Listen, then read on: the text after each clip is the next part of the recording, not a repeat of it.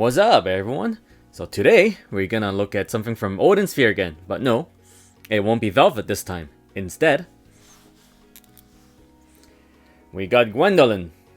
So I briefly talked about what Odin's Sphere is about in my velvet video, so if you're curious, go check out that video. Otherwise, all I'm gonna tell you guys is that if you're into 2D action RPG, then I highly recommend this game.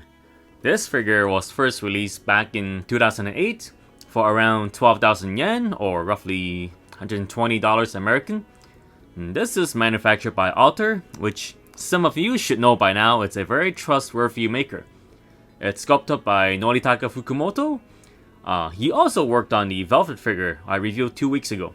Honestly, for something made in 2008, this figure feels very solid. It's got a nice weight to it, so that's good. Although the base is a bit on the lighter side, so you kind of want to be a little gentle with it and make sure you don't tip it over.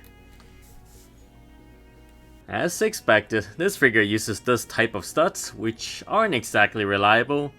Although, if you consider the fact that it's still holding up pretty well after 13 years, maybe these aren't that bad after all. Well, either way, you still want to be careful with them. And with all that said, let's take a closer look at the actual figure. The first thing I want to point out, that's the feather over here. If you look closely, it's actually made of a type of translucent plastic. Back when I first bought this figure, I thought that was the greatest idea ever. I loved it. But now, when I look at it again, I find it a little gimmicky. As for the rest of the head, the hair looks alright, the paint job is decent. The face doesn't quite resemble the source material, but I gotta remind myself, this is made back in 2008. Don't complain too much. Moving on to the body, her dress, or whatever this type of clothing is called, it's a little disappointing. The sculpt is actually not bad, but the paint job, it's a bit too bland. There's no shadings or highlights whatsoever. But on the other hand, if you look at her skin, there's actually a good amount of shading there. So here is one of her wings, which is also made of the translucent plastic I mentioned earlier.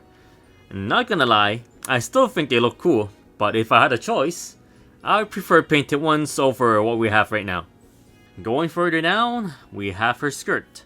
Personally, I wish there's some highlights over here, just so we can differentiate this part from this part. Her leg armor looks alright for the most part, and this is one of the only spots I'm not gonna complain about highlights, mainly because it probably won't go too well with metallic paint. At the very bottom, we got the base, and outside of these questionable looking rocks, I actually like this base quite a bit. I think it captures the look of the game pretty well. As for the seams, this one here, it's the only one I found. I know it's a pretty nasty looking one, but just remind yourself, 2008, cut them some slacks. This is it for the review. So despite some of my complaints, I still really like this figure. And this was actually considered one of the best when it was first released back then. But figures have come a long way in the last 13 years, so it makes sense that this doesn't look as impressive as some of the modern ones. And speaking of modern ones, they've released a few really good looking Gwendolyn figures in the last few years, but unfortunately for me, I wasn't able to get them. If by some miracle I can get my hands on them, I will definitely do a review for them. On a different note, some of you may be wondering why there wasn't a rotating shot of this figure at the beginning of the video. Well, let's just say that I want to keep this video family friendly. As you can see from this angle, this skirt, it's absolutely useless. But rest assured, she is wearing something underneath there.